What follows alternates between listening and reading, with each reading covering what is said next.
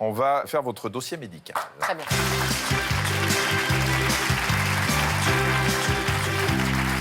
Alors, Nolwenn, c'est votre vrai prénom. C'est mon vrai prénom. Leroy, c'est votre vrai nom aussi. Leroy, c'est le nom de jeune fille de ma maman et que j'ai décidé de prendre en fait au moment où, je suis sortie de la fac de droit et où il m'est arrivé un truc de fou, où j'ai enregistré mon premier album et où je me suis dit tiens, Nolwenn, c'est bien comme nom de scène, mais c'était déjà pris. Oui. Et c'est Souchon et Woolsey qui Oui, vous ont aidé à trouver ça. qui m'ont aidé parce que j'étais un peu, moi je savais pas trop. En plus, je disposais de pas beaucoup de temps devant moi pour le faire et comme mon prénom étant déjà assez compliqué. Mon vrai nom de famille, Le Magueret, c'était aussi un peu complexe. Et puis, je suis pas sûre qu'il y aurait assez de place sur la pochette pour écrire tout ça. Du coup, Leroy, on est passionné de contes et légendes, de romans de chevalerie. Tout de suite, Laurent et Alain me disent ah, mais le roi, c'est parfait, ça va marcher super. Et puis, à la fois, c'était une façon de rendre hommage aussi à ma maman. C'était une belle histoire. Et vous connaissez l'origine du prénom Nolwenn? Oui, la Sainte Nolwenn, qui était mariée de force à un prince tyran et qui ne voulait pas l'épouser parce qu'on ne force pas Nolwenn. Et du coup, il lui a coupé la tête pour la punir et elle a ramassé sa tête et a marché jusqu'à la chapelle de Pontivy. Voilà, parce qu'on l'avait décapité, qu'elle l'a pris ouais, sous le bras ouais, pour en marcher, ce qui est bien sûr, n'est pas une légende mais bon, les du tout. Nolwenn ont du caractère. Ouais, ils ont du caractère. Et alors, est-ce que vous savez que Sainte Nolwenn est vénérée dans le Morbihan Oui. sur le plan médical, Alors là, c'est... Alors, non, ça, je sais pas. pour la guérison des migraines? Ah bon? C'est quand même un peu compliqué quand même, parce que Nolwenn, on lui a coupé la tête, elle l'a mise sous le bras, et vous, avec le prénom, vous guérissez les gens qui ont mal à la tête. Oui, non, mais c'est vrai qu'il y a un truc... Là, non, mais un truc... c'est un peu complexe, hein. D'accord. Oui, c'est ça. C'est peut-être la seule façon de ne plus avoir mal à la tête. Ouais, je mets quoi comme profession? Chanteuse à voix, chanteuse à yeux, fierté de la Chanteuse Bretagne. à voix, ouais, j'ai trouvé ça toujours incroyable parce que c'est le principe. Chanteuse à voix, j'ai envie de dire, pour moi, ça n'a jamais été péjoratif, au contraire. Non, chanteuse à voix. Chanteuse, quoi. Chanteuse, ouais, chanteuse. Qu'est-ce que ça vous a fait d'être la 5e chanteuse préférée des Français? Il y a eu un sondage, alors pour ceux qui ne sont pas au courant, en 2015, dans l'ordre, il y avait Édith Piaf, Barbara, Céline Dion, qui est moyennement française quand même, Mylène Farmer et Nolwenn Leroy. Le fait d'être une chanteuse populaire, c'est quelque chose qui est important pour moi. D'ailleurs, justement, le nouveau titre de mon nouveau projet qui s'appelle Folk. Folk veut dire populaire, littéralement. Donc, c'est un mot qui est très important dans mon parcours et qui n'est pas du tout péjoratif. Je fais votre dossier médical. Donc, situation familiale en couple? En couple? Toujours. Toujours. Non, je fais gaffe, parce que parfois, je Non, toujours. J'ai sur mes fiches qui sont préparées par Mademoiselle Nicole, en couple, tout va bien et tout. Ils arrivent, ils disent non, je suis célibataire, parce que je suis un peu mal à l'aise. Non, en couple. Avec Arnaud Clément, hein, l'ancien joueur de tennis professionnel, l'homme au bandana. Un enfant, Marin. Oui. Quel âge? 21 mois. Bon, votre taille, votre poids, je vais être assez délicat, mais il suffit de vous voir pour voir qu'il n'y a pas de problème. À part le poids que représente vos 3 millions de disques vendus, tout va bien. Vous avez un truc que vous n'aimez pas, c'est votre nez, qui a été cassé d'ailleurs à 2 reprises après chute de cheval. Chute de cheval, 2 fois. Bon, c'était pas. Il n'a pas été déformé? Ouais, non, mais bon, il n'a jamais été extraordinaire non plus. Donc, en tant que médecin, je le regarde et je le trouve parfait, Nolwenn. C'est pas la catastrophe. Non, j'ai un nez qui est fort. Ah oui, quoi. de côté peut-être. Non, j'ai pas de bosse, Mais j'ai un nez, quoi. Un nez caractère. C'est bien. Voilà. C'est le nez breton. J'ai du nez. Vous tombez souvent, il paraît. Ça, ouais, souvent. À cheval, au collège, à la Starac, vous avez des problèmes d'équilibre? À cheval, je glisse, je tombe avec tout, le parquet ciré, tout. Je chute. Non, mais c'est vrai, je sais à la fois mieux me rattraper aujourd'hui. Je suis tombée sur scène aussi, d'ailleurs, sur ma tournée précédente. Je fais un vol plané. Et c'est dû à quoi, ça? Ah ouais, les 4 fers en l'air, un truc magistral. C'était... je ne sais pas. Je ne sais pas, parce que justement, ma voix et les fréquences jouent sur l'équilibre, il semblerait. Mais alors, ça n'a pas d'effet sur moi, puisque je tombe souvent. Votre voix joue sur l'équilibre? Sur l'équilibre aussi, ça veut dire que dans un concert, tout le monde se casse la gueule? Maintenant, justement, les gens sur l'équilibre, les gens retrouvent l'équilibre.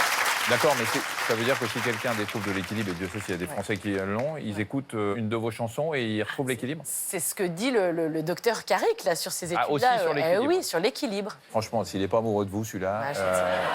Je ne sais pas.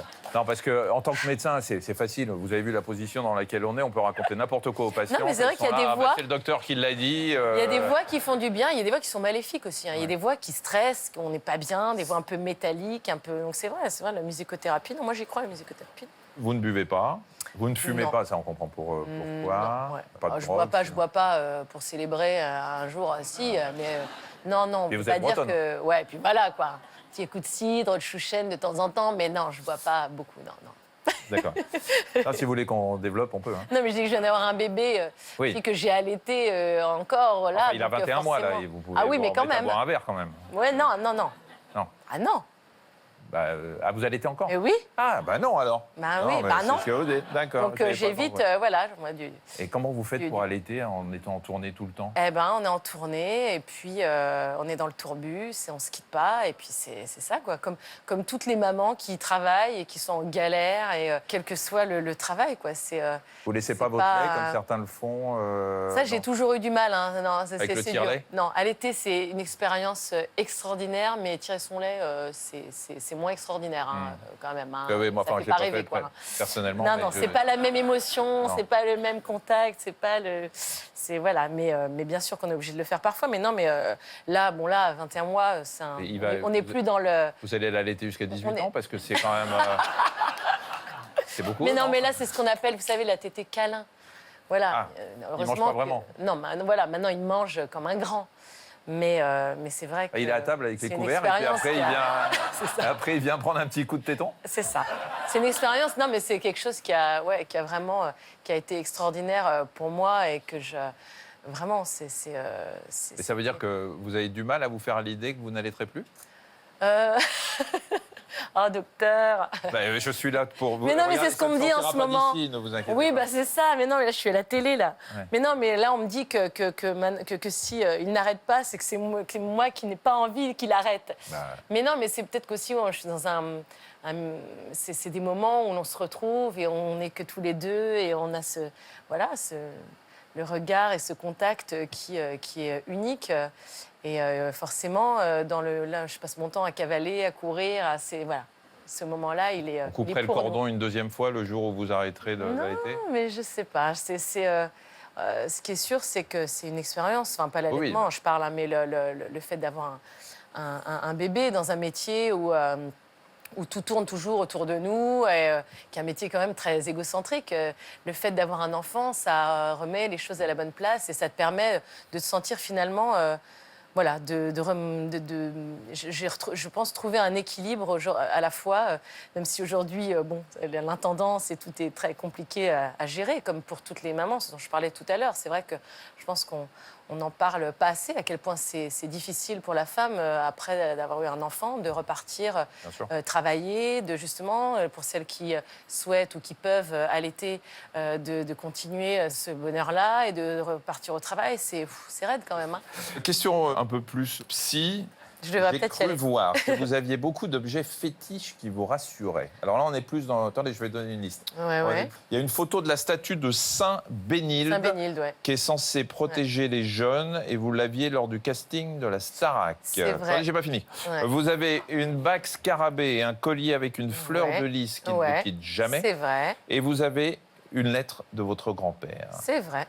Bon, ça me rassure, mais à la fois, je suis pas non plus au stade. C'était Piaf, je crois, qui avait retardé le début de son concert à l'Olympia pour aller chercher son collier, sa croix qu'elle avait oubliée chez elle. Non, j'en suis pas à ce stade-là quand même. Vous retardez les entrées au concert quand votre loge n'est pas rangée parfaitement. Ouais. Non, c'est-à-dire Alors, que avant de Vous voulez partir. copier Piaf? Mais non, mais c'est vrai que je suis pas forcément quelqu'un de super ordonné, mais j'ai tendance à tout mettre comme si j'allais partir super vite après ou pendant le spectacle. Je sais pas. J'aime bien que tout soit un peu en place avant que je parte sur scène. Après, non, j'ai pas forcément de gris-gris, on va dire, particulier tout. Je crois que j'ai appris avec le temps à me défaire un peu justement des choses matérielles pour me. Aujourd'hui, justement, le fait que mon bébé m'accompagne partout sur scène, la C'est priorité votre et le gris-gris. plus important, c'est lui et que c'est son confort et qu'il soit bien et que ma voix soit là lorsque j'arrive sur scène. Après le reste, sincèrement, je ne sais pas ce qui se passe. Il y a quand même quelque chose qui est assez étonnant. Vous n'êtes pas la seule à être adepte des pierres, Ouais. ce qu'on appelle la Lithothérapie, lithothérapie, ouais. c'est la thérapie par les pierres, Mhm. avec certaines propriétés minérales qui vous permettraient de bloquer certaines ondes, par exemple les ondes des téléphones portables, probablement d'autres ondes qui vous semblent Néfastes. toxiques. Toxique, ouais. D'où ça vous vient, Bah, ça? C'est breton? Ça, c'est... Ouais, moi, vous savez que j'ai un côté plutôt athée, mystique, on va dire. J'aime les églises parce que pour moi, c'est des lieux énergétiques importants. Donc, c'est pas vraiment parce que je suis particulièrement croyante, mais c'est parce que souvent, les églises ont été construites sur des points d'énergie, bref, voilà, c'est compliqué, mais l'énergie... Vous pensez voilà. par le sol ou par les pierres ou les roches sur lesquelles sont Absolument. mis les lieux de culte? Absolument. C'est vrai que certaines pierres ont ce pouvoir-là. Moi, je ne suis pas très calée en lithothérapie, mais notamment pour vous parler des ondes de portable. Et c'est vrai que depuis que j'en ai mis disposé quelques-unes chez moi, on ne capte plus rien. Ah bah oui, les SMS, vous y répondez 4 jours après, non? Voilà, c'est ça. Voilà. Après, ça ne marche pas, je suis déconnectée totale. Non, mais c'est vrai que j'ai toujours été soignée par des médecines naturelles depuis toute petite, dans les années 80. Ma maman me soignait par homéopathie. Alors bon, on n'a pas peut-être la garantie que ça marche, mais on n'a pas la garantie que ça ne marche pas non plus. Et moi, sur moi, ça a toujours Votre marché. médecine aujourd'hui, c'est l'homéopathie, les médecines complémentaires? Oui. C'est vrai que ça a toujours fonctionné sur moi, sur mon petit aussi. Donc voilà. Vous auriez des tocs? Attendez, Ouais, attendez, un petit peu. Non, si, c'est vrai. Non, mais Ouais, gentiment, ils sont gentils. Hein, Ouais, mais c'est des tocs un peu bizarres quand même. Vous voulez m'en parler Je suis vous-même? pas sûre qu'il y ait un nom à ce toc-là ou à Vous parlez duquel? cette addiction-là. Bah, du sèche-cheveux. Ouais. Ouais, le sèche-cheveux, c'est bizarre quand même. Ouais. Ouais, je sais. Je peux en parler ou pas? Bah oui, mais j'ai un peu honte parce qu'à la Non, fois. faut pas avoir honte. Mais non, mais j'ai honte parce que à la fois on veut protéger la planète, on veut limiter les dépenses énergétiques et là, au niveau de l'électricité, quand même, c'est pas terrible. La résistance du vous n'êtes pas en train de sèche-cheveux, faire un c'est réchauffement moyen. climatique parce que vous aimez, comme vous avez souvent froid, vous utilisez un sèche-cheveux pour vous réchauffer, parfois en le mettant sous votre robe. Ouais. Bon, on peut pas dire que ça participe au réchauffement climatique quand même. Non, mais en fait, voilà. Ce qui s'est passé, c'est que petite, j'adorais, lorsque j'allais chez ma grand-mère, m'asseoir sur les radiateurs en fonte, les vieux radiateurs en fonte. J'adorais avoir chaud comme ça. Puis après, quand j'avais mal au ventre aussi, quand j'étais petite, souvent ma maman, la chaleur me faisait du bien. Donc, du coup, aujourd'hui, c'est resté. Quand je suis un peu pas bien, je me sens pas bien, je suis un peu... je prends un sèche-cheveux et puis je me réchauffe et tout. Et puis alors, à la fois, il y a ce côté rassurant et réconfortant de la chaleur, enveloppant et tout, mais il y a aussi le bruit ça crée une sorte de bruit blanc qui éteint tous les autres bruits autour et ça me permet de me concentrer et de me calmer. Bon, le truc, c'est que je crois que je l'ai transmis à mon fils, donc ça, c'est moins bien. Ouais, à 21 mois, il prend les... Mais quand il était bébé, souvent, je le rendormais avec le bruit du... Ouais, j'ai honte. C'est-à-dire quand vous l'allaitez, vous lui mettez un sèche-cheveux aussi comme ça? Ben non, quand il dormait, mais il y a des moments où je sentais que le bruit blanc, alors je le mettais très loin parce que sinon ça fait trop de décibels et ça peut endommager les oreilles, donc il faut faire gaffe. Mais quand je le mettais un peu loin, ça crée un bruit blanc et c'est vrai que les bruits blancs pour les bébés, ça peut être n'importe quoi, le bruit d'une machine à laver en fond. Enfin, un bruit blanc, c'est un bruit qui va masquer un autre voilà, bruit. c'est une sorte de petit bruit, ça peut être n'importe quoi. Voilà, donc les bruits blancs, ça marche. Allez, hein. Il va falloir que je prenne d'autres fiches pour... Il y a du Mais boulot. j'en ai d'autres. Oh là là, des il tocs, faudrait mais... que je fasse une synthèse. Vous avez d'autres tocs? J'aime pas les bruits de bouche, les bruits de mastication, tout ça, je sais que ça porte un nom. Voilà. Ouais, Mademoiselle Nicole? Ouais, c'est un bruit. Oui, je suis d'accord avec vous, c'est misophonie. Ah, Misophonie, merci c'est ça. beaucoup. Elle sait tout, Mademoiselle Nicole. Oh là là. Ouais, non, mais ça me stresse un peu. Quand t'avales ton jus d'orange le matin, tu vois ce truc-là un peu... Il fait ça, Arnaud? Ouais. Non, Arnaud... Non, alors bizarrement, ça me dérange pas du tout avec lui. Avec mes proches. Mais non, il y a certaines personnes d'un coup et je vais en fait me focaliser là-dessus et après, c'est mort. Je vous propose de finir avec les questions de check-up. Qu'est-ce que vous ne supportez pas d'entendre sur vous? Peut-être que je suis hautaine. Il y avait ça à mes débuts parce que je sortais du conservatoire, j'avais un parcours un peu différent. On me disait, oh, Nolwenn, elle est hautaine, elle est trop, je sais pas... Elle n'est pas comme la candidate qu'on attend révélée d'un programme comme celui-ci. Voilà, donc ça a duré pendant... Trop sérieuse, trop bonne élève. Et capricieuse, parce que vous disiez non, ou des choses comme ça. Et capricieuse aussi. Non, mais vous disiez qu'un homme qui dit non, on dit qu'il a des s'affirme, c'est un mâle, et une fille, c'est une relou. Ouais, c'est vrai. Mais ça dure encore aujourd'hui. Oh là là, les casse bonbons. Qu'est-ce que vous aimeriez soigner chez vous? Mon angoisse, le fait de parfois... fatiguer les gens terriblement avec mes angoisses. En fait, j'ai ce besoin, lorsque je suis angoissée, de partager mes peurs, mes angoisses. Et parfois, je peux être très saoulante, alors que la personne en face a ses propres angoisses aussi. Il n'a pas forcément envie d'entendre les miennes. Et aujourd'hui, c'est encore plus angoissant avec l'arrivée de mon bébé, qui amène de nouvelles angoisses aussi de parents et de peur, panique parfois que tu as justement par rapport à ce qui peut arriver. T'as des peurs, en fait, finalement, tu as l'impression de ne pas avoir connu vraiment la peur et l'angoisse avant d'avoir un enfant. Alors Nolwenn, je vais me permettre de vous examiner dans le détail maintenant. Enfin, c'est une façon de parler parce que en 2 ans, vous avez sorti un enfant et 2 albums. Ça, c'est joliment dit, ça.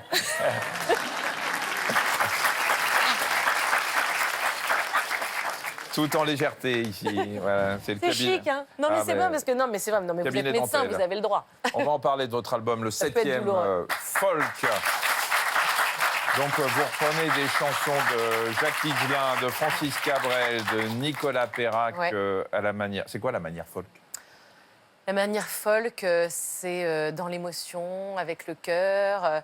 Ces chansons-là, elles font du bien et elles réconfortent. Et moi, c'est ce qui m'a donné justement l'envie de travailler sur ce projet-là. C'est que tout me ramenait à chaque fois à la folk, dans les moments heureux, les moments malheureux. Ce sont les chansons que j'avais envie d'écouter lorsque j'étais seule. Ouais. Pour une semaine dans l'ambiance, je vous propose d'écouter le premier single tiré de votre album, So Far Away From LA de Nicolas Perrac.